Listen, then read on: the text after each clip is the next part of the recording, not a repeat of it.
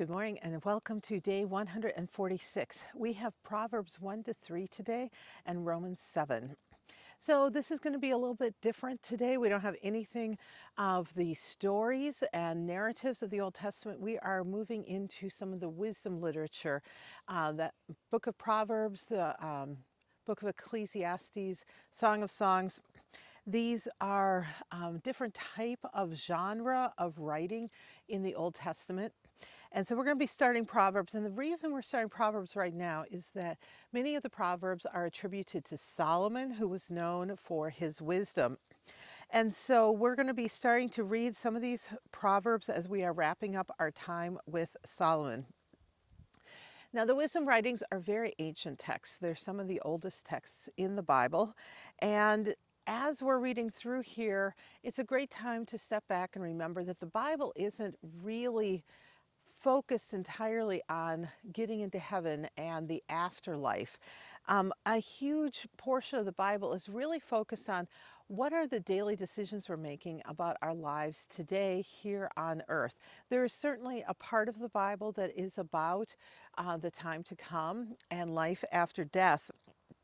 But wisdom books are about living on earth as it is in heaven, which is one of the lines from the Lord's Prayer that Jesus gave us.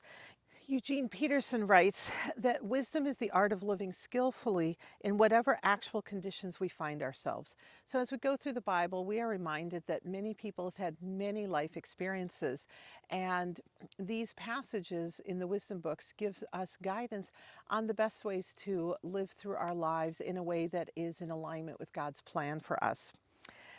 One thing to remember is that we're not necessarily getting information here. We're getting ideas and guidance, but this is not like a historical text. This is not like going through the history of the kings or explaining the creation of the world. And wisdom is not about having certifications. It's not about what degrees you have from an academic setting. This is skillful guidance. This is advice for managing life and relationships, the care of our bodies, our emotions, and our attitudes. So basically, how are we practically connecting to God in our daily lives, and how are we practically interacting with the people around us and God's creation? So there are tips here for young people, there are tips here for older people, because we all still have something to learn. So Lady Wisdom is often referred to as we're going through Proverbs, and Lady Wisdom here in the beginning makes a case for listening to her wisdom, to pay attention to her, and then we can relax. This is a good idea that we should be bowing to God in our lives, and we will be getting God's free gift of wisdom. So keep that in mind as we work our way through Proverbs. Looking at Romans 7, we've got Paul. As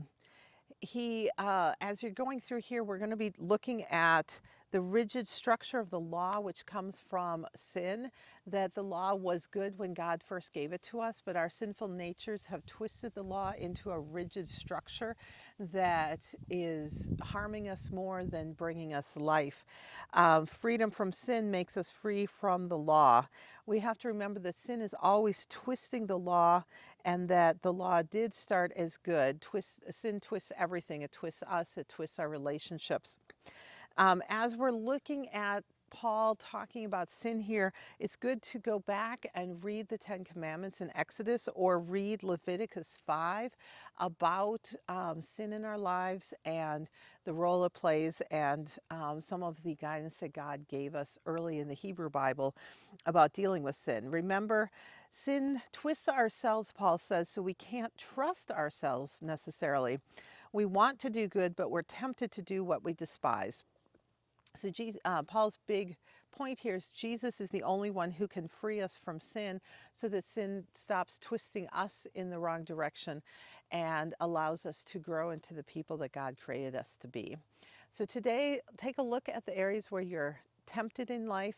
Take a look at the areas where sin might be twisting you out of alignment from God's plan for you, and see where you can find freedom with Jesus to walk in a healthier and more fulfilling path with Jesus' power of salvation in your life. We'll see you next time.